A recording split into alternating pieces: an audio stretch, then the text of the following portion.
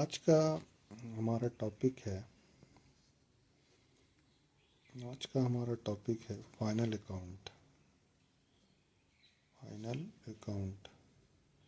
जब भी हम लोग अकाउंट फाइनल करते हैं, जैसे कि हम लोग जब कॉपी में काम करते थे तो उसमें क्या था कि जनरल एंट्री बनाते थे, फिर जनरल एंट्री से लेजर बनाते थे, फिर लेजर से ट्रायल बनाते थे और फिर ट्रायल से फाइनल अकाउंट बनाते थे।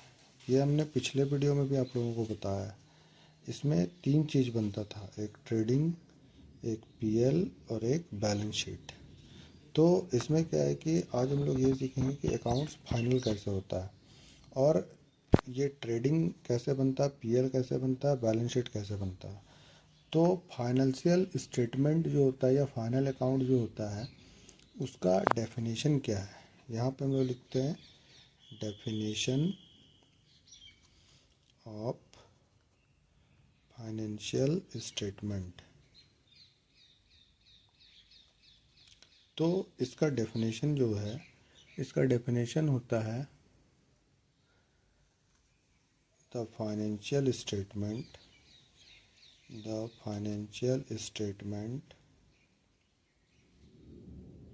Provide a summary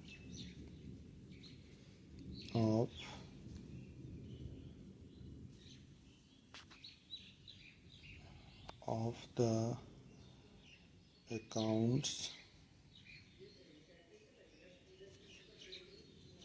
of business transaction।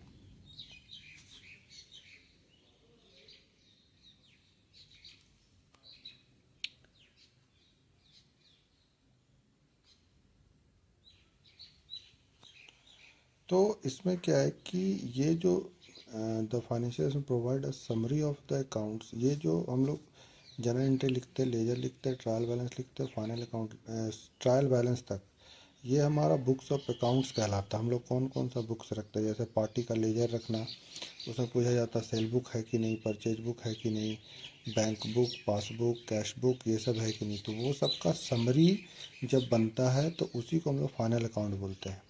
यानी इसको देख के ये समझ में आ सकता है कि बिजनेस की अभी क्या स्थिति है। तो इसको जानने के लिए सबसे पहले हम लोगों को बनाना पड़ता है ट्रेडिंग अकाउंट। सबसे पहले हम लोगों को पता होना चाहिए ट्रेडिंग अकाउंट। तो ट्रेडिंग अकाउंट का मतलब क्या होता है कि विच शो ग्रॉस प्रॉफिट और gross loss of the business entry for the given period. यानी कि एक जो पीरियड है हमारा, जो 31, हम लोग 2 तरह का ईयर होता है जो हम लोगों को आप लोगों को बताए भी थे, हम फिर से बता देते हैं। एक होता है कैलेंडर ईयर। कैलेंडर ईयर जो होता है इसमें ईयर चेंज नहीं होता। जैसे 2026 है तो 1 जनवरी को चल रहा है तो ये 31 दिसंबर को ख़त्म हो जाएगा। यानी 1 जनवरी 2026 टू 31 दिसंबर 2026 चलेगा। और एक होता है फाइनेंशियल ईयर। तो फाइनेंशियल ईयर में क्या होता है, फाइनेंशियल ईयर जो होता है इसमें 2 ईयर आता है, आपको देखने को मिलेगा। जैसे यदि 2025 और 2026, इसमें क्या है, ये 1 अप्रैल 2025 को स्टार्ट होगा तो 31 मार्च 2026 को ख़त्म होगा। ये जनरली सभी लोग यही बुक्स ऑफ अकाउंट मेंटेन करते हैं, इसी ईयर पे क्लोज करते हैं, इसी को क्लोजिंग डेट बोला जाता है। लेकिन यदि आपका एक बिजनेस स्टार्ट होता है मान लीजिए 1 सितंबर 2025, तो इसका क्लोजिंग हो जाएगा 31 अगस्त 2026। अब यहाँ पे आप लोगों को एक चीज़ और समझने का कि आप लोग ये समझेंगे कि हम पकड़ कैसे रहे हैं कि यदि ये सितंबर है तो हम फटाक से बता दे रहे हैं कि ये 31 तारीख को क्लोज होगा। यदि यहाँ पे जून है तो हम फटाक से बता दे रहे हैं कि वो उसका क्लोजिंग डेट मई होगा। तो इसमें क्या है, इसमें सीखने का चीज़ क्या है कि यहाँ पे आपको देखना है कि यदि ये सितंबर में स्टार्ट हो रहा है तो आपको पूरा काउंटिंग नहीं करना फिंगर पे, आपको क्या करना है, यहाँ पे लॉजिक लगाना है। इसमें लॉजिक क्या है कि यदि ये सितंबर में स्टार्ट हो रहा है तो इसका 1 मंथ बैक अगस्त, वो 12 महीना पूर जाएगा, 12 मंथ हो जाएगा और वही आपका एक फाइनेंशियल ईयर बन जाएगा। यदि अप्रैल में हो रहा है तो इसका 1 महीना बैक मार्च में चले जाएंगे, वो आपका फाइनेंशियल ईयर कंप्लीट हो जाएगा। यदि यहाँ पे अक्टूबर लिखा हुआ तो वो सितंबर में क्लोज होगा, यदि यहाँ पे फरवरी लिखा हुआ तो वो जनवरी में क्लोज होगा। ऐसे ही करके हम लोग 2 तरह का ईयर भी पढ़ते हैं, कैलेंडर ईयर और फाइनेंशियल ईयर। तो हम लोग यहाँ पर ट्रेडिंग अकाउंट का भी डेफिनेशन लिख लेते हैं। ट्रेडिंग अकाउंट का डेफिनेशन है, जिन बच्चों को लिखना है वो लिख भी सकते हैं समझने के लिए। इसमें क्या which show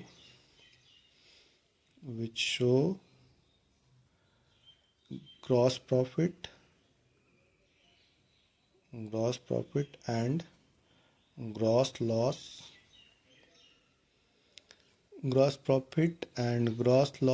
of the business entry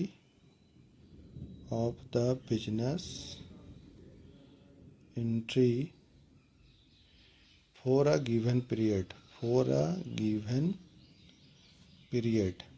इसका मतलब क्या है कि ये जो पीरियड दिया हुआ है ना, इस पीरियड में हमको ग्रॉस प्रॉफिट हुआ या ग्रॉस लॉस हुआ। एक चीज़ आप लोगों को बता देते हैं कि ग्रॉस प्रॉफिट अलग चीज़ होता है, नेट प्रॉफिट अलग चीज़ होता है। यहाँ जो प्रॉफिट डिटरमिन होगा ट्रेडिंग अकाउंट में, इसका मतलब ये नहीं है कि ये कंपनी का प्रॉफिट है। यहाँ पे एक और चीज़ समझने के लिए है कि जैसा कि हम लोगों ने आपको बताया था कि इसमें हम थोड़ा सा बता रहे हैं, आप लोगों को नेक्स्ट वीडियो में बताएंगे कि जैसा कि हम लोग आपको बताए थे कि कंपनी अलग होता है, कंपनी का मालिक अलग होता है। तो जब भी हम लोग ट्रेडिंग अकाउंट बनाते हैं तो ट्रेडिंग अकाउंट में सिर्फ कंपनी का स्टेटस पता चलता है। तो यहाँ पे क्या है, हम आप लोगों के लिए पहले से क्वेश्चन लिख के रखे हुए हैं। ये देखिए, ये ट्रेडिंग अकाउंट का क्वेश्चन है। तो हम लोग इसको ट्रेडिंग अकाउंट को बनाते हैं। ठीक है, ट्रेडिंग सबसे पहले हम आपको बताते हैं इसका फॉर्मेट कैसा होता है। फॉर्मेट हमेशा एग्ज़ाम में आप लोग फॉर्मेट अच्छे से बनाइएगा, उसी पे नंबर आता है। फॉर्मेट सही नहीं होगा तो आप जो भी आइटम उसमें लिखेंगे, जो भी अमाउंट लिखेंगे, सब गलत हो जाएगा। तो यहाँ पर हम लोग फॉर्मेट जो बनाते हैं, फॉर्मेट ऐसा होता है, ट्रेडिंग अकाउंट ऑफ, यहाँ पे XYZ कंपनी था, जो भी नाम रहेगा आप लिख सकते हैं। फिर यहाँ पे आप लोग लिखेंगे फॉर द ईयर एंडिंग, मान लीजिए 31 मार्च 2026 में क्लोज हो रहा है। अब यहाँ पे क्या है, इसमें ट्रेडिंग में ऐसा कॉलम बनता है,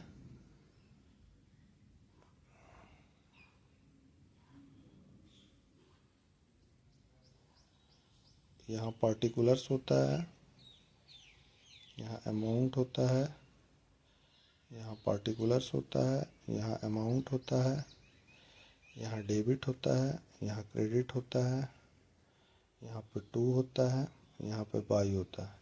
अब हम एक एक क्वेश्चन को उठाएंगे और यहाँ पे पुट करेंगे। अब यहाँ पे आप देख सकते हैं कि यहाँ पे लिखा हुआ है स्टॉक 1/4/2025। इसको ओपनिंग स्टॉक भी लिख सकता है क्वेश्चन में, या यहाँ पे आप देखें कि यदि ये 31 मार्च 2026 को क्लोज हो रहा है ये बुक्स ऑफ अकाउंट, तो इसका ओपनिंग आया था 1/4/2025 को, तो यही इसका ओपनिंग स्टॉक हो जाएगा। कभी कभी यहाँ पे डेट भी लिखा हुआ रहता है और कभी कभी यहाँ पे ओपनिंग स्टॉक भी लिखा हुआ रहता है। तो हम लोग इसको लिखेंगे यहाँ पे, जब हम लोग ट्रेडिंग बनाएंगे तो हम लोग यहाँ पे लिखेंगे टू ओपनिंग स्टॉक। तो ओपनिंग स्टॉक कितना है, 10,000, तो हम लोग यहाँ पे लिख देंगे 10,000। फिर उसके बाद मेरे पास क्या आइटम आया, टू परचेज, तो हम लोग यहाँ पे लिख देंगे टू परचेज। यहाँ पे हम लोग देख रहे हैं कि हम लोगों के पास परचेज रिटर्न भी लिखा हुआ है, इसीलिए हम लोग को इसका जो पैसा है इसको इनर कॉलम में लिखना होगा। तो हम लोग यहाँ पे लिख देंगे टू परचेज 50,000 और यहाँ पे लिख देंगे लेस परचेज रिटर्न, यहाँ पे कर देंगे लेस परचेज रिटर्न कितना है 2,000, यहाँ पे लिख देंगे 2,000। अब यहाँ पे आउटर कॉलम में आ जाएगा 48,000, 48,000। उसके बाद है हमारे पास सेल्स, तो हम लोग इसको सेल्स इनकम है तो हम लोग यहाँ पे लिख देंगे सेल्स अकाउंट। इसका भी पैसा हम लोग इनर कॉलम में ही लिखेंगे 75,000। हम आप लोगों को पहले वीडियो में बता चुके हैं कि इन दोनों का कुछ नाम है, हम जो ऐसे पुट करते जा रहे हैं तो इसका एक लॉजिक है। इन दोनों का कुछ नाम है, जैसे ये डायरेक्ट एक्सपेंस का कॉलम है, ये डायरेक्ट इनकम का कॉलम है। डायरेक्ट एक्सपेंस का मतलब होता है वैसा खर्च जिसके बिना प्रोडक्शन नहीं हो सकता। यदि ओपनिंग स्टॉक नहीं रहेगा, यदि सपोज़ ये रॉ मटेरियल या प्रोडक्शन वाला कंपनी है, तो जब तक इसमें ओपनिंग स्टॉक पर पहले का रॉ मटेरियल नहीं रहेगा तो उत्पादन नहीं हो सकता है। हम रॉ मटेरियल खरीदेंगे नहीं तभी भी मेरा प्रोडक्शन नहीं हो सकता है। और ये सेल जो है ये मेरा डायरेक्ट इनकम है, क्योंकि डायरेक्ट इनकम का मतलब होता है जो आँख से दिखता है, यानी कि हम टेबल ऑन द टेबल ये पेन रखे और उसके बाद सामने वाला कस्टमर से हम पैसा लिए, उसको बोला जाता है डायरेक्ट इनकम। तो हम यहाँ पे डायरेक्ट इनकम लिख दिए हैं। अब इसमें है सेल्स रिटर्न, तो हम लोग यहाँ पे लिख देंगे लेस सेल्स रिटर्न। यहाँ पे क्या है, सेल्स रिटर्न 3000, तो इसमें क्या है 72,000 आउटर कॉलम में। आप लोग एक ये भी चीज़ देख रहे होंगे कि हम यहाँ पे लेस लेस करके लिख रहे हैं।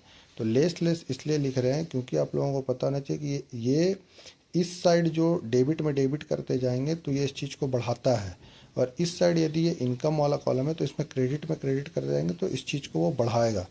लेकिन यहाँ पे क्या है, ये परचेज रिटर्न और सेल्स रिटर्न ये अपोजिट डायरेक्शन है। आप लोग जब घर में ट्रेडिंग बनाएंगे तो आप लोग हमको कमेंट में बताएंगे कि क्या ऐसा सही में हुआ। यदि ये परचेज रिटर्न लेस किया हुआ तो आप इसको क्रेडिट साइड लिख दीजिए, और यदि सेल्स रिटर्न यहाँ पे लेस किया हुआ तो ये डेबिट साइड लिख दीजिए, क्योंकि सेल्स रिटर्न एक्चुअली में डेबिट साइड का आइटम है और परचेज रिटर्न एक्चुअली में क्रेडिट साइड का आइटम है। देखिए फॉर एग्जांपल हम आपको समझाते हैं। यहाँ पे हम लोग लिखते हैं cash account debit to sales account, या मान लीजिए सेल्स नहीं समझ में आता तो हम लोग पेन लिख देते हैं, 5 रुपया 5 रुपया। अब मान लीजिए यदि ये पेन ख़राब हो गया तो कस्टमर हमको वापस करेगा, तो ये यदि क्रेडिट में लिखा हुआ तो हमको, हम जो पैसा लिए हैं उससे, तो हमको इस पेन के बदले उसको पैसा देना है। तो हम लोग यहाँ पर टू कैश तो ज़रूरी लिखेंगे। फाइव फाइव जो कैश बढ़ा था उसको घटा दिए, कैश का एसेट, कैश का एसेट है, एसेट का बैलेंस डेबिट होता है तो उसको घटा दिए। टू कैश तो भाई उसके बदले हमको क्या मिला, तो हमको पेन मिल गया, तो हम यहाँ पे लिख दिए पेन अकाउंट 5। तो अब मान लीजिए यहाँ पे सेल्स है, तो ये सेल्स तो नहीं है, ये मेरा सेल्स रिटर्न है। हम जो सेल्स किए वो रिटर्न है। तो एक्चुअली में देखिए ये डेबिट साइड का आइटम है, लेकिन हम इसको लिख किस साइड रहे हैं, क्रेडिट साइड में, इसलिए हम इसको लेस कर रहे हैं। सेम लॉजिक परचेज में भी चलता है। तो आप लोग कमेंट में हमको बताएंगे कि क्या आप लोगों ने परचेज को इधर किया, सेल्स को इधर किया, तो क्या इससे ऐसा करने से आपका ग्रॉस प्रॉफिट सेम आया। ये ग्रॉस प्रॉफिट एकदम सेम आएगा। अब यहाँ पे क्या है, वेजेस। तो वेजेज भी मेरा एक्सपेंस है। मजदूरी के बिना हम वेजेस और सैलरी पे एक वीडियो बनाए हैं, आप उसको देख सकते हैं। वेजेस के बिना आपका प्रोडक्शन नहीं हो सकता। यहाँ पे लिख दें 1500। अब यहाँ पे आता मशीनरी। ये फंसने वाला सवाल होता है। फंसने वाला क्या सवाल होता है कि जब भी ट्रेडिंग आता है तो बच्चे लोग हमेशा ये देखते हैं कि भाई यहाँ पे जितना आइटम है हमको सभी को पुट करना है, लेकिन ऐसा नहीं है। आपको इसको, जो आइटम है इसको पिक करने आना चाहिए, छांटने आना चाहिए कि जो आइटम यहाँ पे क्वेश्चन में दिया हुआ रहता है ऐसा, तो यहाँ पे क्या है कि इसमें जो आइटम एसेट का है, जो आइटम पीएल का है, वो उसी में जाएगा। आपके पास इसमें ट्रेडिंग में नहीं आएगा, पीएल में नहीं आएगा। जैसे ये मशीनरी है, ये बैलेंस शीट का आइटम है, तो ये बैलेंस शीट में जाएगा। हमको इसको कहीं भी पुट नहीं करना। अब जैसे ये फर्नीचर है, तो फर्नीचर भी आपका बैलेंस शीट का आइटम है, ये भी बैलेंस शीट में जाएगा, इसमें कहीं भी नहीं आएगा। अब यहाँ पे क्या है आपका रेलवे फ्राइट। अब रेलवे में हम यदि भाड़ा नहीं देंगे तो हमारा माल हमको मिलेगा नहीं, तो हम यहाँ पे लिख देते हैं रेलवे फ्राइट। ये भी मेरा एक्सपेंस है। तो रेलवे फ्राइट, तो रेलवे फ्रेट का मतलब होता है यहाँ पे कितना, 1000 रुपया। अब यहाँ पे हम लोग लिख देते हैं 1000 रुपया। अब उसके बाद हमारा आता कैरेज इनवर्ड। अब यहाँ पे क्या है, इसमें भी दो चीज़ें समझने वाला। एक होता है कैरेज इनवर्ड और एक होता है कैरेज आउटवर्ड। ठीक है। तो कैरेज इनवर्ड का मतलब होता है, हम लोग इन से समझ रहे हैं कि ये अंदर की ओर आ रहा है, और आउट का मतलब समझते हैं हम लोग ये बाहर की ओर जा रहा है। तो कैरेज इनवर्ड का मतलब ये होता है कि जब भी हम लोग माल खरीदते हैं तो ट्रक में आता है, बस में आता है, किसी भी चीज़ में आता है, तो उसमें हम लोग भाड़ा देते हैं। तो ये मेरा डायरेक्ट एक्सपेंस है, क्योंकि यदि हम इसका भाड़ा नहीं देंगे, वो माल नहीं आएगा, तो हमारा प्रोडक्शन नहीं होगा। और कैरेज आउटवर्ड का मतलब होता है कि जैसे हम किसी को सेल कर रहे हैं तो हम उसको कहते हैं कि जाइए, हम आपको एफओआर डिलीवरी दे देंगे, आपका जहाँ पे स्थान है वहाँ तक हम आपको डिलीवरी करके पहुँचा देंगे। तो इसको बोलता है कैरेज आउटवर्ड। तो इसके बिना प्रोडक्शन हो सकता है, लेकिन इसके बिना प्रोडक्शन नहीं हो सकता। तो यहाँ कंफ्यूज नहीं करना। ये जो है ये पीएल का आइटम है, इनडायरेक्ट एक्सपेंस, और ये जो है ये आपका डायरेक्ट एक्सपेंस है। इसीलिए हम लोग यहाँ पे लिखेंगे टू कैरेज इनवर्ड। कितना रुपया है भाई यहाँ पे कैरेज इनवर्ड में, कितना रुपया है कैरेज इनवर्ड में आपका 100 रुपया। तो हम लोग यहाँ पे लिख दिए 100 रुपया। उसके बाद क्या है फैक्ट्री एक्सपेंस। तो भाई फैक्ट्री के बिना प्रोडक्शन होगा नहीं, तो हम लोग फैक्ट्री एक्सपेंस लिख देते हैं। तो फैक्ट्री एक्सपेंस यहाँ पे हम लोग लिख दिए टू फैक्ट्री एक्सपेंस। तो फैक्ट्री एक्सपेंस आपका है 600 रुपया, तो हम लोग यहाँ पे लिख दिए 600 रुपया। उसके बाद है आपका मैन्युफैक्चरिंग एक्सपेंस। तो ऑब्वियस सा बात है, मैन्युफैक्चरिंग करने में पैसा लगेगा तो उसके बिना प्रोडक्शन नहीं हो सकता। तो मैन्युफैक्चरिंग एक्सपेंस, तो मैन्युफैक्चरिंग एक्सपेंस कितना है, 1300 रुपया। अब यहाँ पे क्या है आपका ऑक्ट्रॉय। ऑक्ट्रॉय का मतलब होता है चुंगी। जैसे हम एक नगर पालिका या एक देश से दूसरे देश में या एक स्टेट से दूसरे स्टेट में जब जाते हैं तो वहाँ पे उस गवर्नमेंट के हिसाब से उसको टैक्स देना पड़ता है। जैसे ये ज़्यादातर बंदरगाह में चलता है, जो जहाज से माल आता है वहाँ पे ऑक्ट्रॉय चुकाना पड़ता है, चुंगी जिसको कहा जाता है। तो ऑक्ट्रॉय भी हमारा एक्सपेंस है, तो हम यहाँ पे लिख देंगे टू ऑक्ट्रॉय। चुंगी ये भी मेरा एक्सपेंस है, कितना है भाई, 100 रुपया। अब यहाँ पे क्या है कि अब यहाँ पे क्या है कि हम लोगों को ये देखना पड़ेगा कि जो हम लोग बनाए हैं वो मेरा सही है, जो भी ट्रेडिंग अकाउंट बना है वो मेरा सही है। और यहाँ पे क्या था कि क्वेश्चन में एक और चीज़ यहाँ पे छूट गया था जो हम लोग लिखे नहीं थे। यहाँ पे एक चीज़ छूट गया था आपका क्लोजिंग स्टॉक। ये आपको ये दोनों फॉर्मेट के बाहर में लिखा हुआ रहता है। क्लोजिंग स्टॉक जब अंदर में लिखा हुआ रहेगा तो हम बताएंगे कि अंदर में लिखा हुआ रहता है तो उसको कैसे ट्रीट किया जाता है। यह जब बाहर में लिखा हुआ है इसका मतलब है कि ये ट्रेडिंग में इनपुट नहीं किया हुआ है। क्लोजिंग स्टॉक 10,000, तो हम लोग यहाँ पे लिख देंगे बाई क्लोजिंग स्टॉक 10,000, क्योंकि हम लोग आपको पिछला वीडियो में बताए थे कि ये क्लोजिंग स्टॉक जो ये मेरा इनकम है, इनकम का क्रेडिट बैलेंस, इसलिए हम लोग इसको डायरेक्ट एक्सपेंस में रखे हैं क्लोजिंग स्टॉक। तो यहाँ पे क्या है,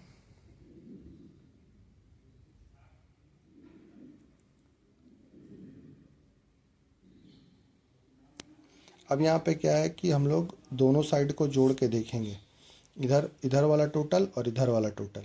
तो हम लोगों को ये पता चल जाएगा कि मेरा किस साइड ज़्यादा और किस साइड कम है।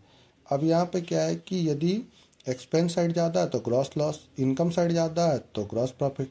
तो अब यहाँ पे क्या है कि इस साइड जो है, इस साइड का मेरा टोटल, इस साइड का टोटल मेरा आता है आपका 82,000। यहाँ पे आता है 72,000 प्लस 10,000, 82,000। और यहाँ पे भी हम लोग लिख देते हैं 82,000। और यहाँ पे क्या है, जो इन दोनों का डिफरेंस होता है उसको हम लोग लिख देते हैं ग्रॉस प्रॉफिट। तो यहाँ पे क्या है, ग्रॉस प्रॉफिट कितना आ गया आपका 10,400। यही आपका ग्रॉस प्रॉफिट है। तो यहाँ पे क्या है कि 82,000 माइनस 10,400,